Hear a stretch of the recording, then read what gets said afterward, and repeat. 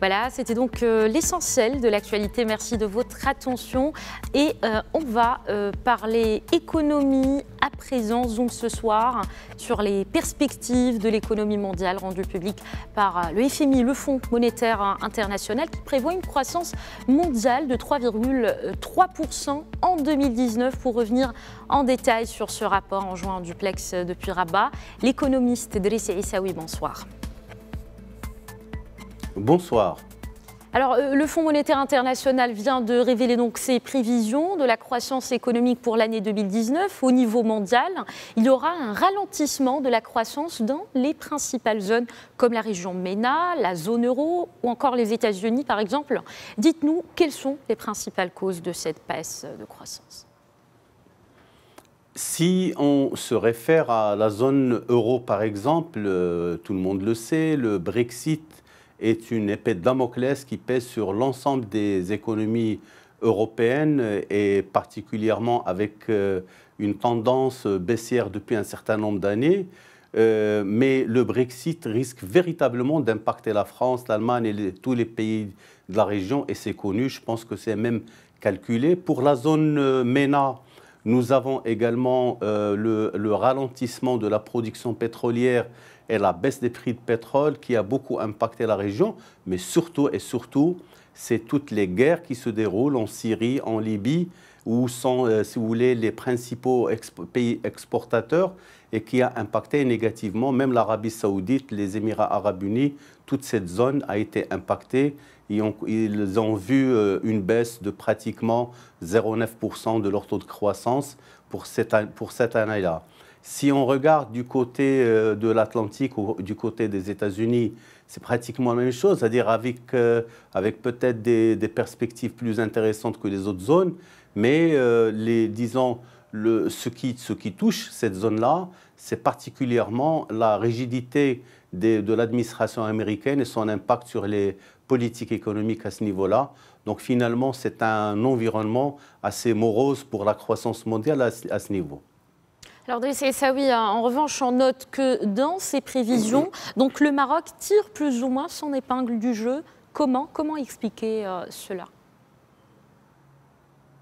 Oui, effectivement, c'est une prévision plutôt positive parce que le FMI table sur une croissance de 3,2%, ce qui conforte toutes les analyses conjoncturelles qui ont été menées jusque-là par le ACP, par le ministère des Finances, notamment la direction chargée de la prévision économique, et tout cela a conforté. Alors pourquoi ?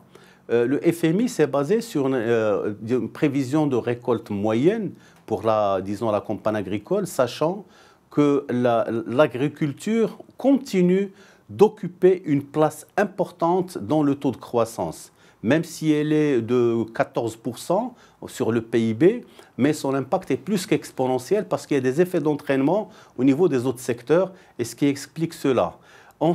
Par ailleurs, vous avez aussi la résilience. En fait, on peut aller vers ce chiffre-là et même aller à pratiquement 3,9, c'est ce que prévoit le FMI, ou 3,8 pour 2020. Mais cela s'explique aussi par la résilience et surtout par la percée de certains secteurs exportateurs comme l'automobile, l'aéronautique.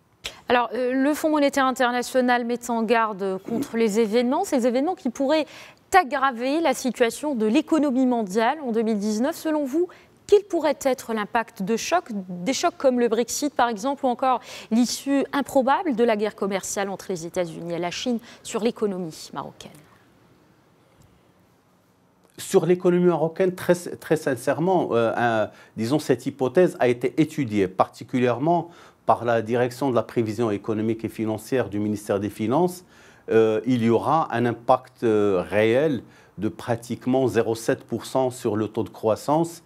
Et ça, on ne peut pas y échapper dans la mesure où les États-Unis et la Chine, qui sont aujourd'hui en tête de pont par rapport au commerce international, il y a certainement un impact qui aura lieu, et ça, même les économies européennes. Le Brexit également, au niveau de l'Europe, oui, mais par rapport à l'économie marocaine, il n'y a pas, disons, tous les économistes et les conjoncturistes disent qu'il n'y aura pas du coup, disons, de problème par rapport au Brexit, parce qu'on n'a pas, au niveau de la matrice intersectorielle, on n'a pas beaucoup de liens avec la Grande-Bretagne. Alors, parlons encore de l'économie marocaine pour terminer, Idriss Issaoui. Ces taux de croissance estimés, vous l'avez dit, à 3,2% pour 2019 et de 3,8% en 2020 par le Fonds monétaire international, est suffisant pour impulser une dynamique de création d'emplois au Maroc? Depuis un moment, on remarque que la croissance marocaine est très pauvre en création d'emplois. Et cela s'explique aisément parce que nous avons la stratégie d'accélération industrielle qui a misé sur un certain nombre de secteurs créateurs d'emplois, mais très peu consommateurs de main-d'œuvre, notamment l'automobile, l'aéronautique, parce que c'est des secteurs qui consomment, disons, certes un peu de main-d'œuvre, mais c'est une main-d'œuvre qualifiée, c'est des secteurs à forte valeur ajoutée. Par contre, il y a des secteurs, et ça, je pense, c'est les choix qui se feront après, c'est aller vers l'artisanat, par exemple, aller vers les services à la personne. Et toutes ces mesures ont été inscrites dans la stratégie de l'emploi à l'horizon 2025. Ce sont des profils d'emploi qu'il faut créer. Et il y a aussi d'autres, c'est-à-dire ils ne sont pas créateurs d'emplois, et ça tout le monde le sait. Une croissance certes, mais aussi il y a un certain nombre d'investissements sur l'infrastructure qui, eux, consomment des capitaux, consomment beaucoup d'inputs, mais il y a très peu de résultats au niveau de l'emploi. Maintenant, je pense qu'il faut changer de paradigme et aller vers ce genre de secteurs qui doivent absolument créer ces emplois en attendant de dresser le profil des emplois futurs et de les former de manière adéquate. Merci beaucoup, Idriss Issaoui, économiste, pour cet éclairage. Je rappelle que vous étiez avec nous en duplex depuis notre studio de Rabat. Merci pour ce décryptage.